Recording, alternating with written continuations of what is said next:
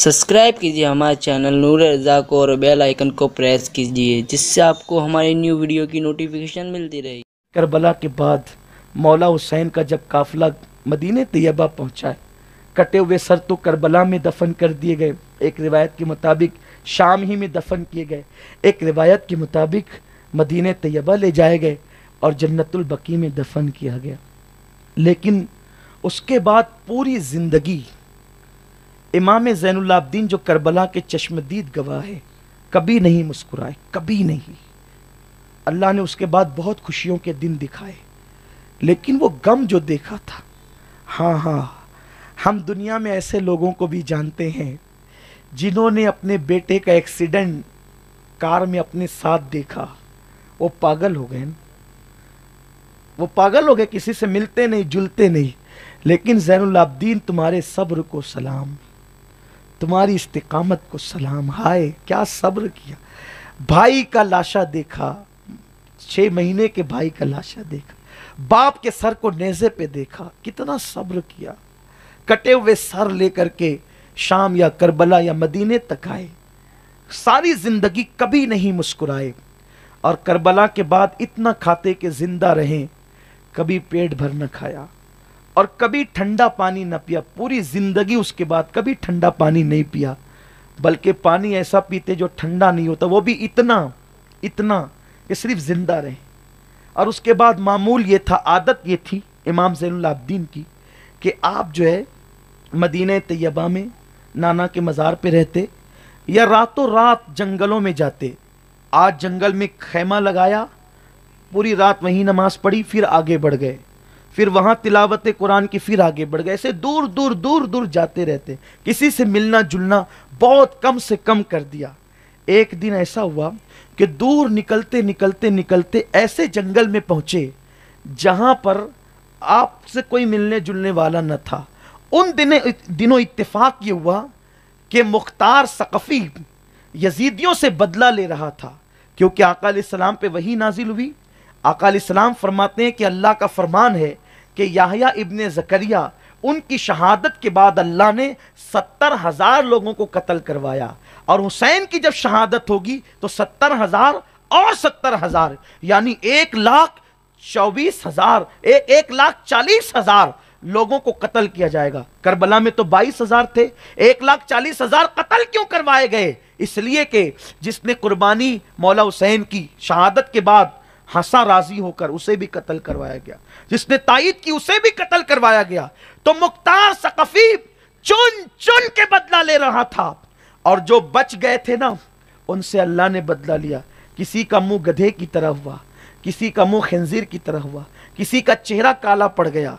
इस तरीके से कुदरत ने उनको सख्त सजा दी, सख्त सजा। लेकिन उस वक्त जो पहली जंग हुई, उस जंग में करबला में यजीद के बाद सबसे बड़ा रोल अगर किसी का है मैदान करबला की जंग में, तो वो उबैदुल्ला इब्ने जियाद का है। ये उबैदुल्ला इब्ने जियाद कूफा में बैठकर यही लिखता था, पानी बंद करो, जंग शुरू करो, ये करो, ये करो। तो यजीद के बाद सबसे बड़ा बदबख्त करबला के मामले में इब्ने जियाद है। तो जब जंग हुई, इब्ने जियाद की फौज जब छटी, तो ये घोड़े से कूद करके पैदल भाग रहा था, भागता रहा, हत्ता कि शाम हुई। शाम रात में ढल गई, ये जान बचाने के लिए भागा, तो इसने देखा कि रात की तारीकी में एक खैमा लगा हुआ है और उसमें एक चिराग जल रहा है। उस चिराग में कोई नूरानी चेहरे वाले बुजुर्ग कुरान की तिलावत कर रहे हैं।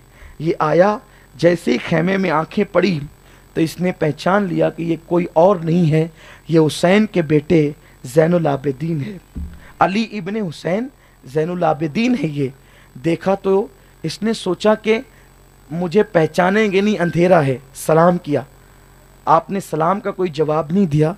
उसके बाद इमाम ज़ैनुल आबिदीन ने इब्ने जियाद से कहा उससे कि ए अजनबी, क्या बात है, क्यों आया है? तो कहा कि मैं रास्ता भटक गया हूँ, मुझे शिद्दत की प्यास लगी है। ए बुजुर्ग, अगर आपके पास पानी हो तो मुझे पानी पिलाएं। इमाम ज़ैनुल आबिदीन ने मशकीज़ा पलटा और कटोरा भर के इब्ने जियाद को पानी दिया। कौन इब्ने जियाद? जिसने इनके घर वालों पे पानी बंद कराया था, बीबियों की चादरें छिनवाया था। لاشوں پہ گھوڑے دوڑوایا تھا، اس کو امام زین العابدین نے پانی دیا، پھر اس نے کہا اور دیجئے، پیاس لگی ہے، اور دیا، پھر تیسری بار کہا اور دیجئے، اپنا مشکیزہ اٹھا کر اس کو دے دیا، کہا لے پی لے۔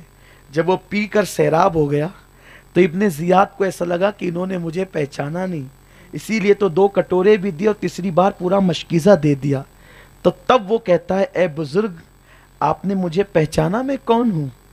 تب آپ کے تیور بدل گئے اور آپ نے فرمایا بدبخت، تجھے نہ پہچانوں گا تو پھر کس کو پہچانوں؟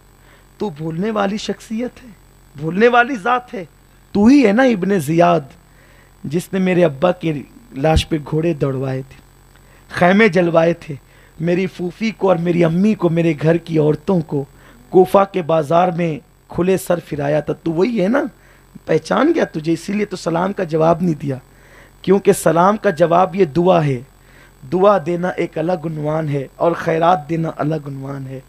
ہم نے تجھے دعا نہیں دی اس لیے کہ اہل بیت کے دشمن کو دعا نہیں دی جاتی، لیکن آیا میرے دروازے پر تو خیرات دی، اور میں نے تجھے پہچان کر بھی پانی دیا۔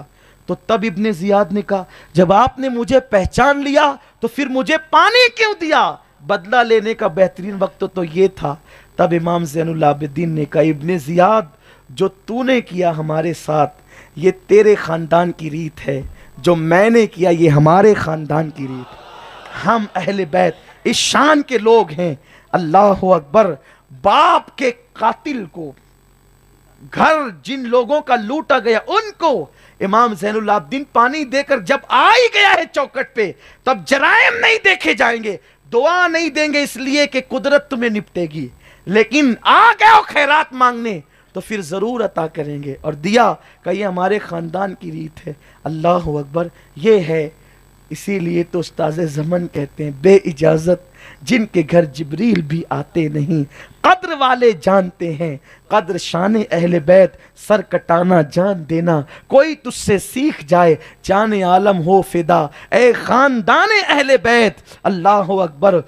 ان کی پاکی کا خدائے پاک کرتا ہے بیاں، آیہ تطہیر سے ظاہر ہے شان اہل بیت، اپنا سودا بیچ کر بازار سونا کر گئے، کون سی بستی بسائی تاجران اہل بیت، بے ادب گستاخ فرقے کو سنا دے اے حسن، یوں کہا کرتے ہیں، یوں ہم سنی یوں کہا کرتے ہیں ہم سنی داستان اہل بیت۔ اس لیے کربلا ہمیں پیغام دے رہا ہے، یزید کے نام سے بھی نفرت کرو، یزید کے کردار سے بھی نفرت کرو۔